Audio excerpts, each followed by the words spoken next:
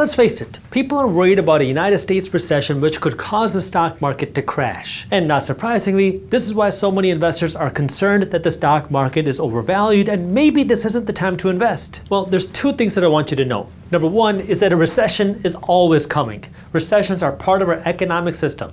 They've happened every decade for the last century and they're going to continue happening, so a recession is coming.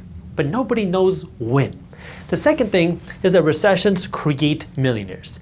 More millionaires are created during recessions and market crashes than any other time because these recessions create opportunities for savvy investors to buy good investments at a discounted price. That being said, history shows us that certain stocks tend to do better during recessions. So if you're concerned about a recession and market values, you can consider diversifying some of your money into assets that tend to, historically, do better during recessions as a way to protect yourself.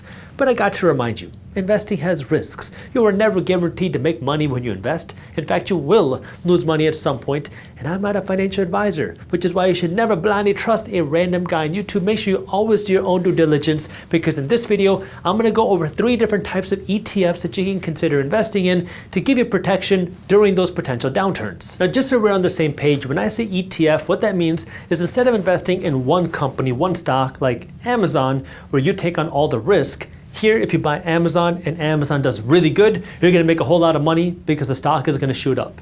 But if Amazon starts to do really bad and maybe even go bankrupt, well, then you lose all of your money. So you take on all the risk, but you also get all the upside. But this requires you to do all the research and know what it is that you're investing in and keep up with that. Good for some people, not good for a lot of people. The alternative is to invest your money into a fund. One example is an ETF. This is essentially a basket of stocks. Now, the nice thing about ETFs is you can buy and sell them kind of like a stock on pretty much every stock brokerage. But now, instead of investing in one stock like Amazon, you're investing in a fund that's going to give you exposure to companies like Amazon, Tesla, McDonald's, Apple, Nike, Verizon, all into one fund. This way now you have less risk, but also less potential return. In this case, if Amazon does really good, it's going to be balanced out by some of the losers. On the flip side, if Amazon does really bad and they go bankrupt, well, this fund can replace Amazon and put something else in, like Walmart, without you having to do anything because it's passive on your side. You're investing in the fund, and the fund is doing all the work versus you are just investing money into the fund. That's how ETFs work. Now, for this video, we're going to study a lot of history because while history doesn't exactly repeat itself, it does rhyme. So we're going to look at the last 3 major crashes in the United States: the 2020 pandemic crash, the 2008 Great Financial Crisis, and the 2000 dot-com bubble bursting, because we can see some common denominators between each one of these 3. That way you can get an idea of what generally goes up when markets go down. Now, I want to start by talking about the differences because what caused the crash in each one of these 3 things are different than what we're seeing today. Today, we're seeing concerns about an AI bubble, we're seeing concerns about the dollar losing its value, and we're seeing concerns about pretty much a everything bubble where a lot of asset prices are very high. In 2020, it was a pandemic which shut the economy down.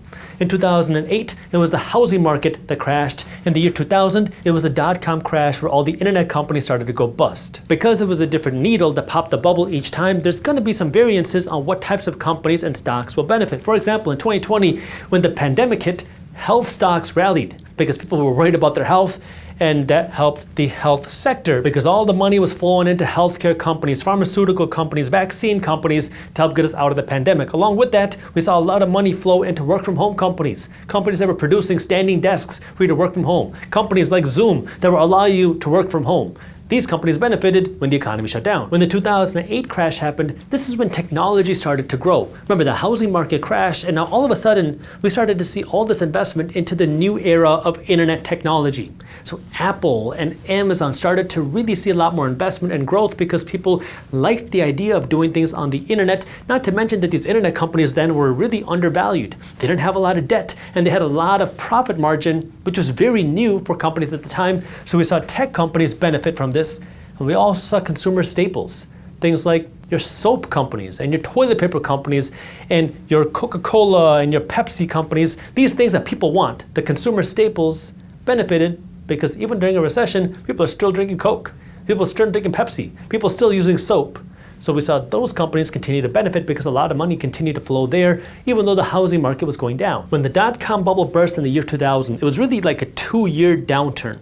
And during the 2-year downturn, we saw a few things happen. Number one, obviously dot-com companies went burst, but we also had 9/11 happen. And that made a lot of movement, a lot of people concerned about wars.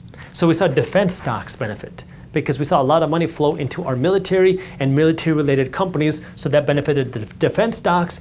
And then likewise, consumer staples. Because we were going through that recession, people wanted discounts, so stores like Walmart benefited, but people continued to spend money on things like Coca-Cola and Pepsi and other toothpaste and toilet paper and soaps, because there were consumer staples that people spend money on even when you were in a recession. The reason why I'm telling you this is because yes, there's a lot of similarities every time you see a recession, but the needle is generally going to be different than before.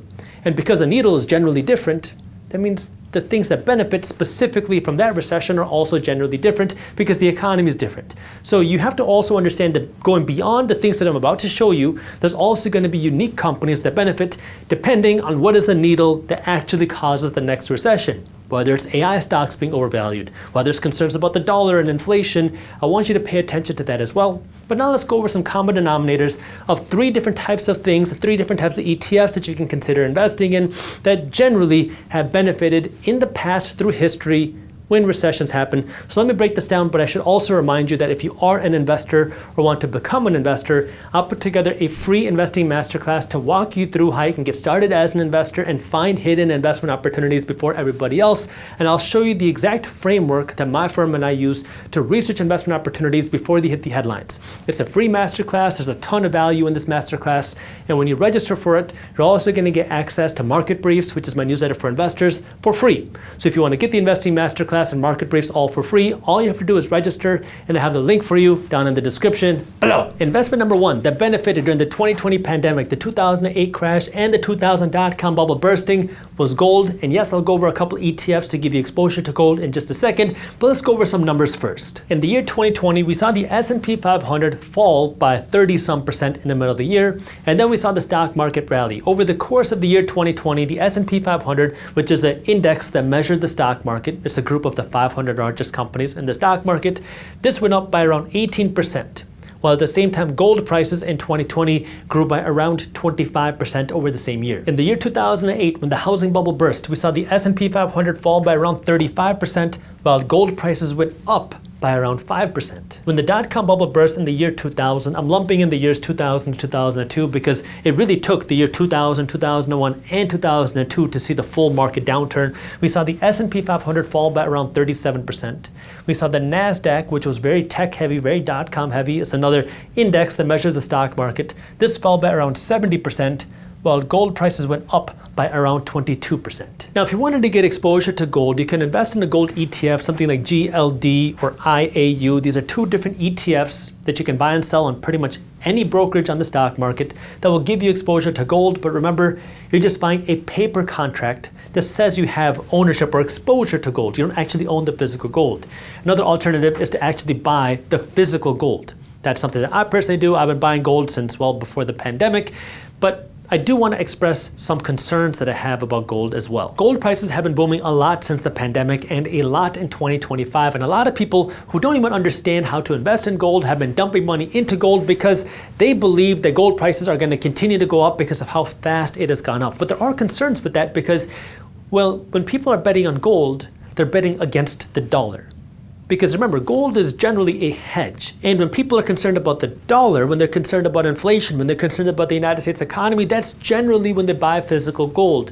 So when you hear people buying gold because, well, they believe it's a great investment, that generally creates some concerns because, well, maybe that means there's something seriously wrong about the dollar, or it could be creating a bubble around gold as well. What we've been seeing happen in 2025 is that gold prices have been outpacing stocks. And the reason why that's so unique is because when you invest in a stock like, say, Amazon or Apple or Nvidia, these companies are working to produce a profit. They have employees that are working to create a better product. So they're working to produce value, versus your gold is just sitting there looking back at you. Doesn't actually produce any value. So it's a type of insurance, a type of hedge against worst case scenario situations, and gold prices have been outpacing stocks, which means yes, investors have some serious concerns, and it's something you want to pay attention to. Now, the other thing that I want you to understand about gold is that gold prices don't always go up. Gold prices generally go up when people are concerned about the dollar. Take a look at this chart. You can see that gold prices really boomed after the 2008 crash because people were concerned about the dollar when quantitative easing was happening. That was when the government was passing all these stimulus programs to fund and stimulate the economy, and people were concerned about hyperinflation. So gold prices were booming between 2008 to 2012. But in 2012, when people realized that the economy was recovering, gold prices crashed as the economy recovered and markets went higher, and gold prices did not hit a new high after 2012 until the year 2020, when of course the pandemic hit, the recession hit, and worries about inflation and hyperinflation started again. And now gold prices have been breaking new record highs ever since because people are still concerned about the dollar, they're concerned about inflation, they're concerned about the economy. But if those concerns go away, well, gold prices could fall again. So from history, we can see that gold prices have generally benefited when a recession happens. But today we're not in a recession and gold prices are breaking record highs, which has some people concerned. Does this mean something's really wrong in the economy or is something wrong in the gold market? And the other thing that I want to talk about before I get into number 2 has to do with Bitcoin, because a lot of people say that Bitcoin is the digital gold. Is Bitcoin an alternative to gold? And yes, Bitcoin has provided some amazing returns over the last number of years, but it hasn't been around the same way as gold. Now let's take a look at some numbers of what happens during volatile periods. Bitcoin was not around for the 2000 dot-com bubble bursting, so we can't talk about it here.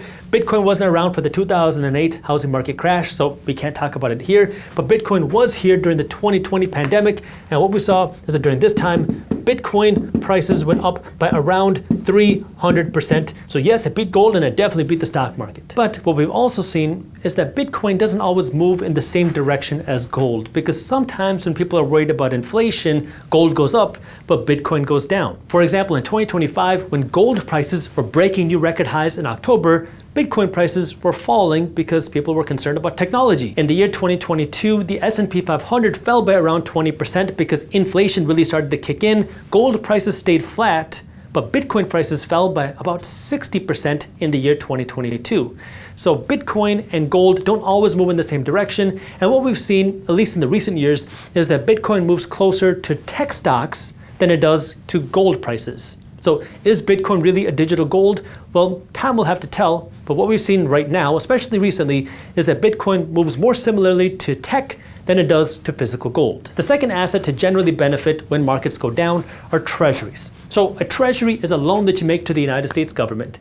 And treasury prices are a little weird because the way that it works is when a lot of people are buying treasuries, treasury prices go up and treasury yields go down. What that means is when you lend money to the United States government, you are buying this asset right here. And this asset has a price, and then this asset is going to pay you with an interest rate. So if a lot of people are buying this treasury right here, the price of this treasury is going to go up because everybody wants to buy it. More demand than supply. Everybody wants to lend their money to the United States government. It becomes more expensive, and then the interest rate that the government pays you goes down. Why? Because you can kind of think of it like if everybody wants to lend money to the United States government, it doesn't have to incentivize you with high interest rates because everybody's already lending money to the government. On the flip side, if people are scared to lend money to the government, or they don't want to lend money to the government, so people are not buying treasuries, well, now treasury prices go down. You have more supply than demand.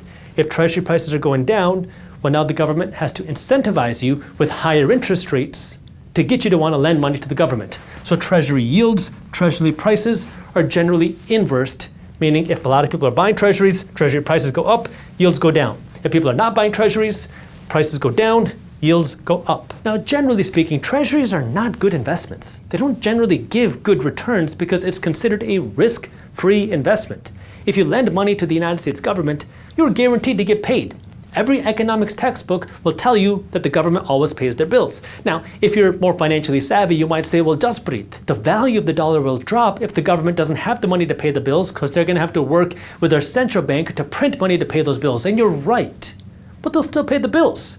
So even if the government doesn't have money to pay you, they can print the money to pay you, which means, yeah, they'll give you the $1,000 you're owed, but the $1,000 is not going to be worth as much. So the government has the ability to pay you, but they just don't guarantee that the value of the money that you're going to make is going to have value. So that's why treasury bonds generally are not good investments. But what we've seen is that when downturns happen, people get scared. They want safer investments. And the United States government historically has been a safe investment. So people generally turn to treasury bonds when markets go down, because we've seen that happen in 2020, 2008, and 2000. So let me just show you. Now, if you wanted to invest in these treasuries, you can go directly to Treasury Direct, which can be a little bit complicated, or you can just do it on the stock market by investing in an ETF that's giving you exposure to these long-term treasuries. So for example, TLT is an ETF that gives you exposure to the 20-year treasury bond, and then you have IEF, which is an ETF that gives you exposure to the 7 to 10-year treasury. So both of these will give you exposure to treasuries, and TLT was around during the 2020 pandemic, it was around during the 2008 pandemic, but it was not around during the 2000 dot-com bubble bursting. So I'll just give you the returns of TLT in 2020 and 2008, and I'll just talk generally about how the treasury market did during the year 2000. That way you can compare it to the other assets. In the year 2020, when markets crashed and rallied by 18% in total, TLT grew by 18% as well. In the year 2008, during the housing market crash, the S&P 500 fell by 35%, gold rallied by 5%, TLT went up by 28%. And then during the dot-com bubble bursting between the years 2000 to 2002, again, these ETFs were not around at the time, but long-term treasuries went up by around 45%, while the S&P fell by 37%, NASDAQ fell by 70%, then gold rallied by around 22%. Now, again, treasury bonds, generally a horrible investment, but when markets go down, investors want safety, and over the last few decades, we have seen that investors still turn to treasuries when markets are going down, which can create opportunity there. Now, there is concern now that we didn't have as much of during the previous recessions, and that concern is, of course, the health and strength of the United States government, because a lot of people are concerned about the United States dollar, which is one of the reasons why gold prices have been rallying so much in 2025, even though we're not in a recession and even though inflation has been calmed. But the United States government is still the world's superpower. The United States dollar is still the world's reserve currency, and people still respect the United States' economy. So yes, there's concerns, but the United States is still number one. So something to keep in mind. And the third type of ETF are defensive ETFs. And when I say defensive ETFs, I don't just mean defense stocks and war stocks. I mean stocks that generally people still need when markets go down.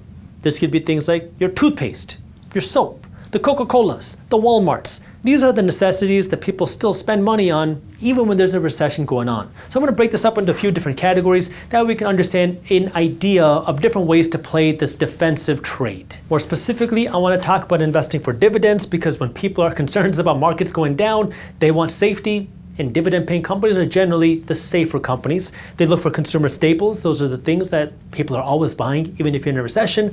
And then there are the defense companies, especially during a time where there's a lot of geopolitical conflict.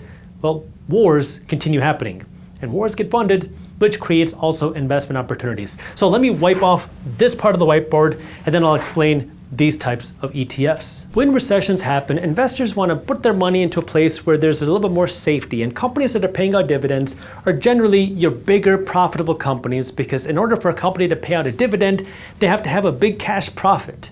And out of that profit, they can do three things. They can save this money for an emergency, they can reinvest this money back into the company, or they can give this money away to their shareholders. So if companies during a recession still have money to give away to their investors, those types of companies, those types of stocks tend to become hotter investment opportunities when markets go down. Now, that doesn't mean that they're not going to also go down, but you'll start to see more investors look for those safer investments when markets are going down, because when markets are going down, people stop making as many risky investments. They want the safer investments.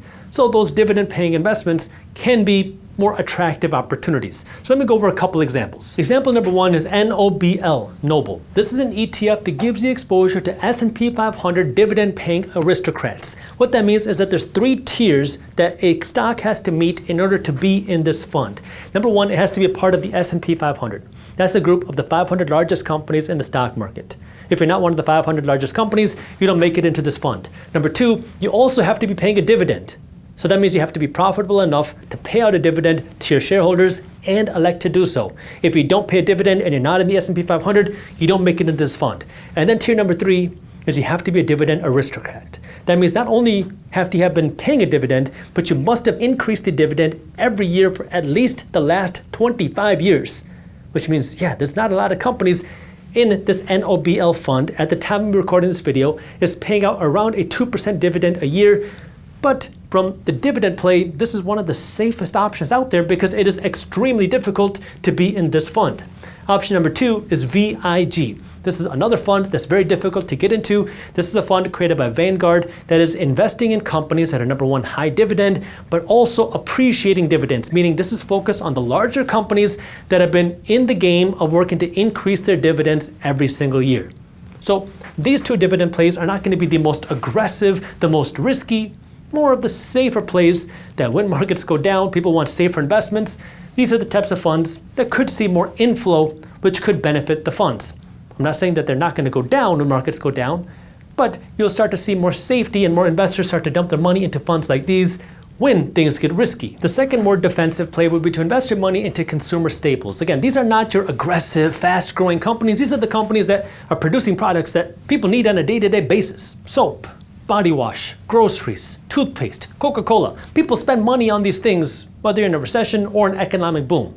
And this can create opportunity as a more of a safer investment. Again, when I say defensive here, I mean safer investment during these downturns. And we have seen in the 2000 dot-com bubble and the 2008 crash that during those times, defensive stocks actually were not hurt as bad or actually went up while markets were going down. A couple examples of ETFs here are XLP and VDC. XLP is an ETF created by State Street that gives you exposure to consumer staples, and VDC is an ETF created by Vanguard that's also giving you exposure to consumer staples. XLP has about 37 stocks in its fund. VDC has about 106 stocks in its fund. So this is going to give you more broad exposure. This is going to give you more niche exposure. Again, I'm not telling you what to invest in. I just want you to start thinking like an investor and understand that there's a lot of opportunities out there depending on what it is that you want to invest in. And then of course there are true defense stocks. And I just say this because there's been a lot of geopolitical tensions lately, and even during times of recession there can be wars.